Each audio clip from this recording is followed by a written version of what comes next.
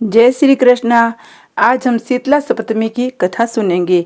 शीतला सप्तमी जो चैत्र मास के कृष्ण पक्ष की सप्तमी तिथि को कहती हैं। शीतला सप्तमी की पूजा हम अच्छे वार देखे कभी भी कर लेते इस हैं। व्रत को माता अपने बच्चों के लिए रखती है। इस दिन पूजा के बाद शीतला माता की कथा जरूर सुने। जय शीतला माता की जय।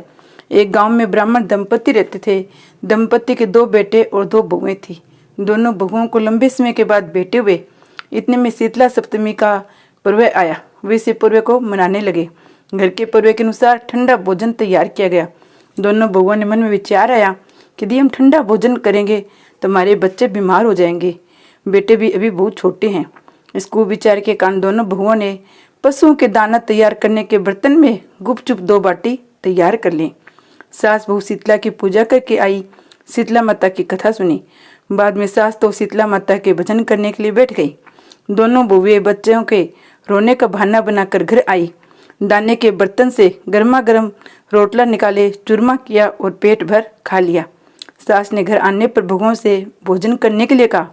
बहुएं ठंडा भोजन करने का दिखावा करके घर के काम में लग गई।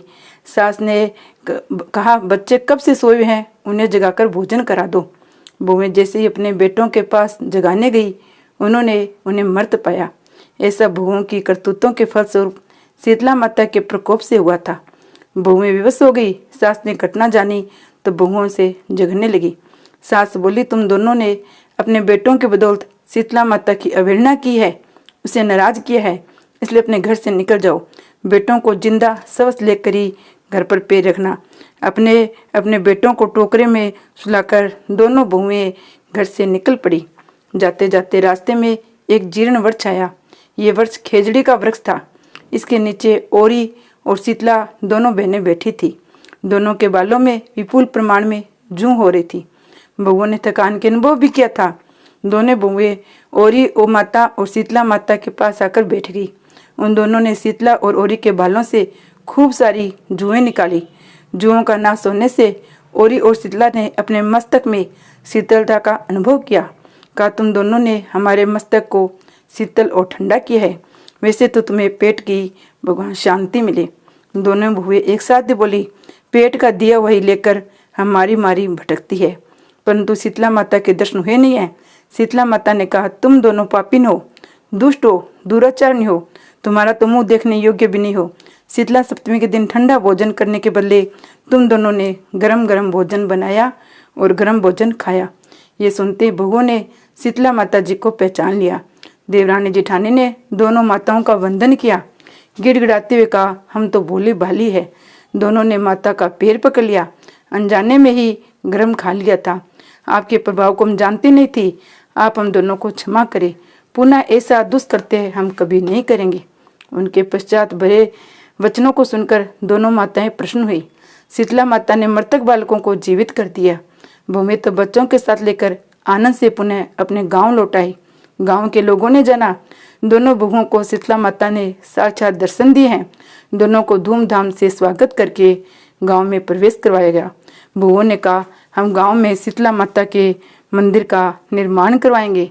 चैत महीने शीतला सप्तमी के दिन मात्र ठंडा खाना ही खाएंगे। शीतला माता ने बहुओं पर जैसी अपनी दृष्टि की वैसी कृपा सब पर करना।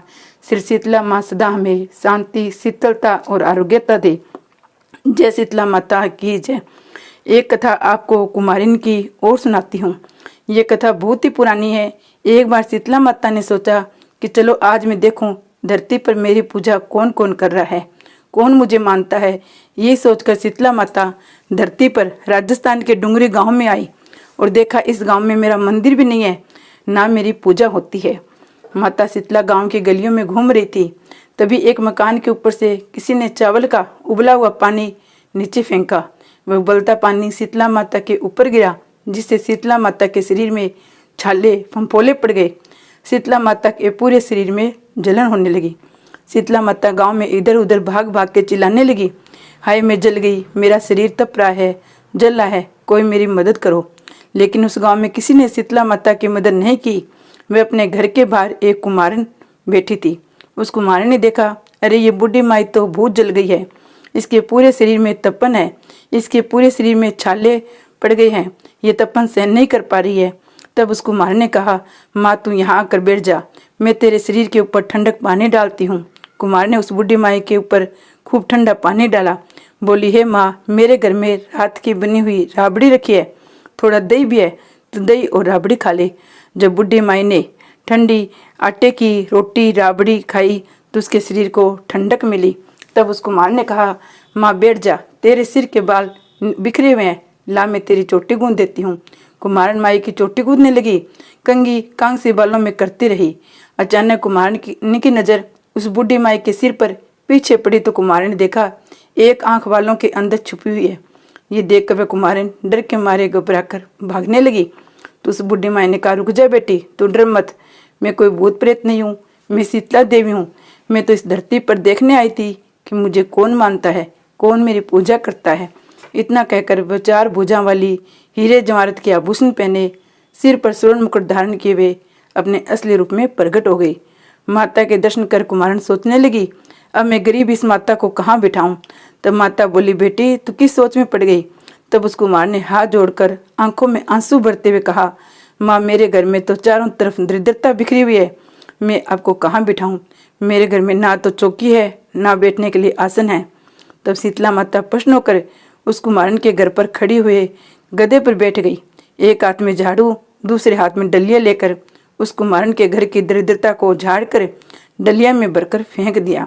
उस कुम्हारन से कहा, बेटी मैं तेरी सच्ची भक्ति से प्रसन्न हूँ, अब तुझे भी जो चाहिए मुझसे वरदान मांग ले।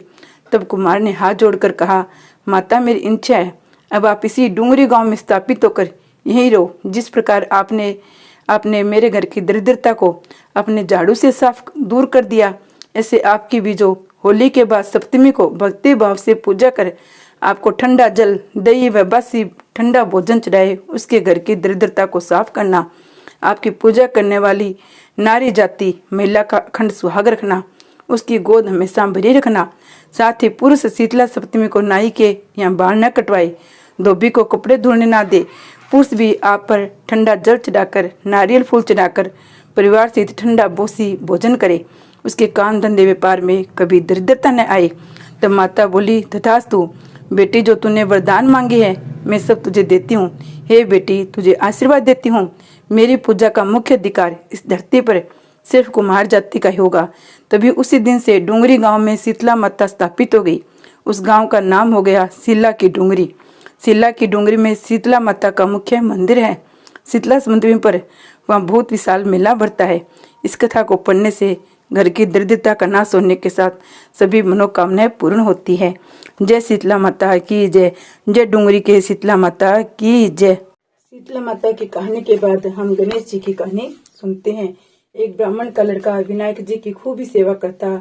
उसकी माँ उससे बहुत लड़ती और कहती, ये सेवा पूजा छोड़कर काम धंधा करो, सेवा पूजा काम नहीं आएगी। रोज झगड़ा होता। एक दिन लड़का विनायक जी का नाम लेकर घर से निकल गया। सोचा आज विनायक जी से मिलकर ही इसका उपाय पूछूंगा, तभी वापस घर आऊंगा। लड़का बियाबन जंगल में पहुंच गया। विनायक जी ने सोचा ये मेरा नाम लेके घर से निकला है, इसे बाघ वगैरह न खा जाए, इससे तो बचाना ही पड़ेगा। बूढ़े ब्राह्मण का भेद धरकर विनायक जी आए और बोले, लड़के कहाँ जा रहे? लड़का बोला, विनायक जी के लिए जा रहा हूँ। विनायक जी ने बोले, कहाँ मिलेंगे? तो लड़का बोला, जहाँ भी मिलेंगे वहीं जाऊंगा, पर जरूर जाऊंगा। विनायक जी ने उसके प्रण से बहुत प्रभावित हुए, उसको दर्शन दिए और बोले, मैं विनायक जी हूँ, बोल क्या चाहता है, कुछ मांग। तो लड़का बोला, मैं तो मांगना ही नहीं जानता, क्या मांगू? विनायक जी बोले, फिर भी क्यों आया है, तो सोच विचार से के। लड़का बोला, घोड़ी की लगाम मांगू, ऊंचो गजराज को, मेल मांगू, मालिया मांगू, ढोलो हिंगराज को, पुरसन वाली ऐसी मांगू, जाने फूल गुलाब को। विनायक जी बोले, लड़का तू तो बहुत ही चतुर निकला, अनजान बनकर सब मांग लिया, पर कोई बात नहीं, ऐसा ही हो जाएगा। लड़का वापस घर आया तो देखा पिड्डे पर एक छोटी सी दुल्हन बैठी है। घर में बहुत ही धन दौलत, हाथी घोड़ा लाव लश्कर हो रहे। लड़का अपने माँ से बोला, देखो माँ, इतना प्रताप है विनायक जी में, ये सब उन्हीं ने दिया है। माँ बहुत प्रसन्न होगी।